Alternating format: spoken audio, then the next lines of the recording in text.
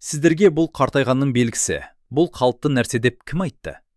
60 жаста да, 70 жаста да жақсы эрекция болуы мүмкін. Бұл еркек денсаулығының көрсеткіші.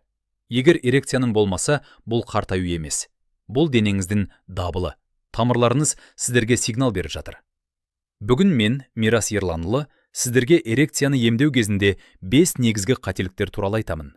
Дәл осы қателіктер тамырларыңызды күн сайын бітеп, еркектік күшімізді ұрлап жатыр. Видеоны соңына дейін көріңіздер. Себебі мен айтатын үшінші қателікті ерлердің 90% жіберетін ең танымал қателік. Енді қателіктер туралы көп созбай айтып бастайық. Бірінші және ең кең тараған қателердің бірі Viagra дәрісі. Дәрілерге мен қарсы емеспін, олар жұмыс жасайды. Бұл ғылымның үлкен жетістігі. Бірақ бұл дәрі себепті емдемейді. Олар тек тамырларды күштеп кемейтеді. Сіздерге бұл қартайғанның белгісі, бұл қалыпты нәрсе деп кім айтты?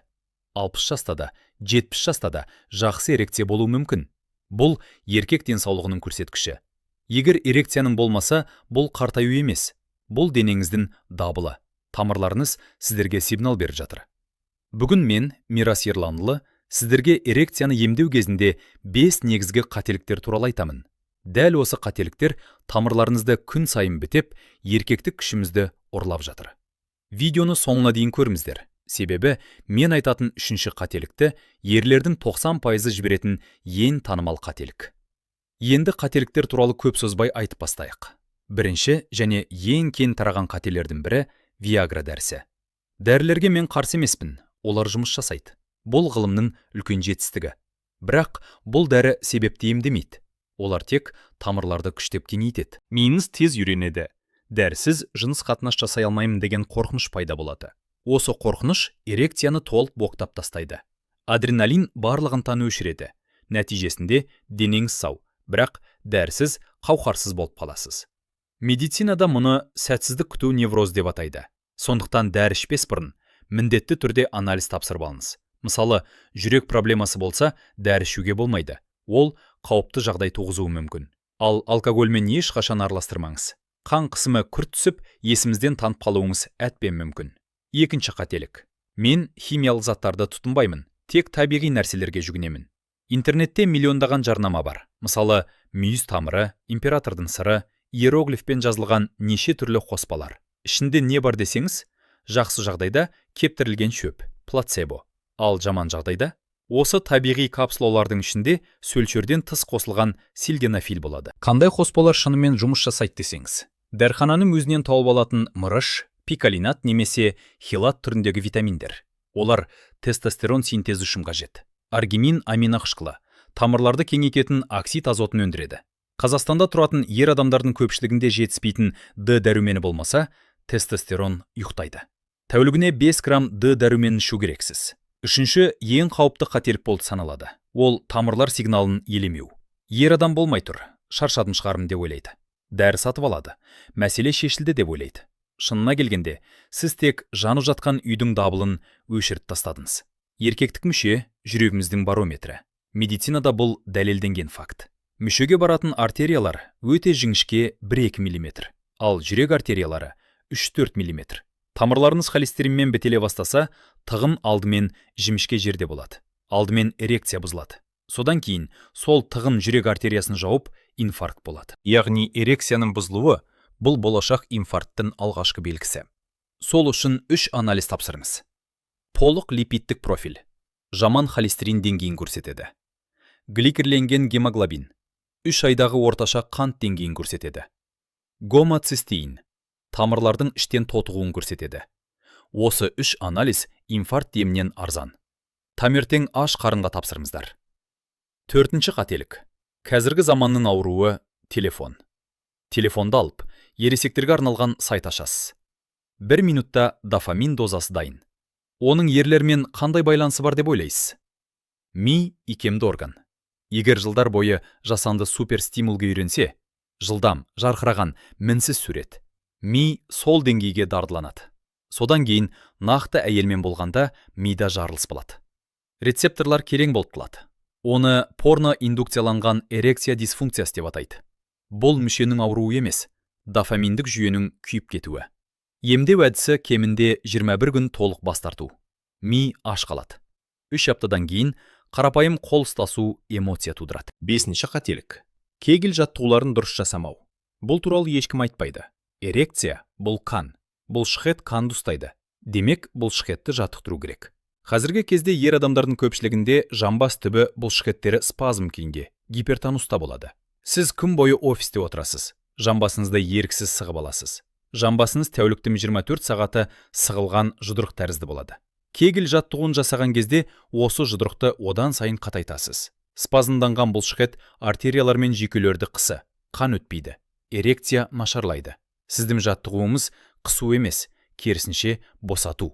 Қарапайым жаттығу жасап көріңіз. Алдымен жамбас түбі бұлшықетін босаңыстыңыз. Терең тыныс алып, шығарған кезде бәрін төмен қарай жіберіңіз. Егер бұл қиын болса, сізде гипертонус бар. Ұйықтар алдында 5 минут бұлшықетті босаңыстыңыз. Кек тыныс алып, бос жіберіңіз. 1 аптадан кейін таңертеңгі эрекция өздігінен қайтуы мүмкін. Себебі тамырларыңыз ашылды. Тағы бір маңызды мәселе. Тестостерон деңгейі критикалық төмен болуы. Егер сізді еш нәрсе қызықтырмайды, бәрінен шаршадыңыз, таңертеңгі эрекция мүлдем жоқ болса, бұл бысаты белгілері. Бұл жағдайда эндокринологқа барыңыз. Достар, біз бүгін 5 қателікті талқыладық. Олар: дәрілерді дұрыс пайдалану, интернеттен күмәнді дәрілерден бас тарту, тамырлардың сигналына назар аудару, дофаминдік детокс жасау, жамбасты қысудың орнына босату. Осылардың кем дегенде біреуін өзгертсеңіз, денеңіз рахмет айтады. Еркектік күшті, пайдалансаңыз тозады, ал қадірін білсеңіз қайтады. Лайк басып, арнаға жаздыңыздар. Сау болыңыздар. Миыңыз тез үйренеді. Дәрісіз жыныс қатынас жасай алмаймын деген қорқыныш пайда болады. Осы қорқыныш эрекцияны толық блоктап тастайды. Адреналин барлығын таны өшіреді. Нәтижесінде денеңіз сау, бірақ дәрісіз қауқарсыз болып қаласыз. Медицинада мұны сәтсіздік күту невроз деп атайды. Сондықтан дәрі ішпес бұрын міндетті түрде анализ тапсырып алыңыз. Мысалы, жүрек проблемасы болса, дәрі ішуге болмайды. Ол қауіпті жағдай туғызуы мүмкін. Ал алкогольмен ешқашан араластырмаңыз. Қан қысымы күрт түсіп, есімізден танып қалуыңыз әдбен мүмкін. 2-ші қателік. Мен химиялық заттарды тұтынбаймын, тек табиғи нәрселерге жүгінемін.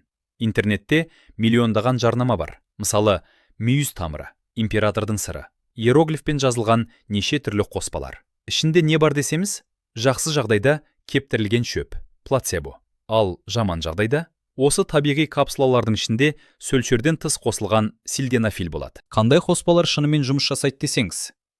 Дәріхананың өзінен тауып алатын мырыш, пикалинат немесе хилат түріндегі витаминдер. Олар тестостерон синтезі үшін қажет. Аргинин аминоқышқылы тамырларды кемитетін оксид азотын өндіреді. Қазақстанда тұратын ер адамдардың көпшілігінде жетіспейтін Д дәрумені болмаса, тестостерон ұйықтайды. Тәулігіне 5 грамм Д дәруменін ішу керексіз. 3-ші ең қауіпті қателік болып саналады. Ол тамырлар сигналын елемеу. Ер адам болмай тұр, шаршадым шығармын деп ойлайды. Дәрі сатып алады. Мәселе шешілді деп ойлайды. Шынына келгенде, сіз тек жанып жатқан үйдің дабылын өшіріп тастадыңыз. Еркектік мүше жүрегіңіздің барометрі. Медицинада бұл дәлелденген факт. Мүшеге баратын артериялар өте жіңішке, 1-2 мм. Ал жүрек артериялары 3-4 мм. Тамырларыңыз холестеринмен бітеле бастаса, тығын алдымен жіңішке жерде болады. Алдымен эрекция бұзылады. Содан кейін сол тығын жүрек артериясын жауып, инфаркт болады. Яғни эрекцияның бұзылуы бұл болашақ инфаркттың алғашқы белгісі. Сол үшін 3 анализ тапсырыңыз. Толық липидтік профиль жаман холестерин деңгейін көрсетеді. Гликерленген гемоглобин 3 айдағы орташа қант деңгейін көрсетеді.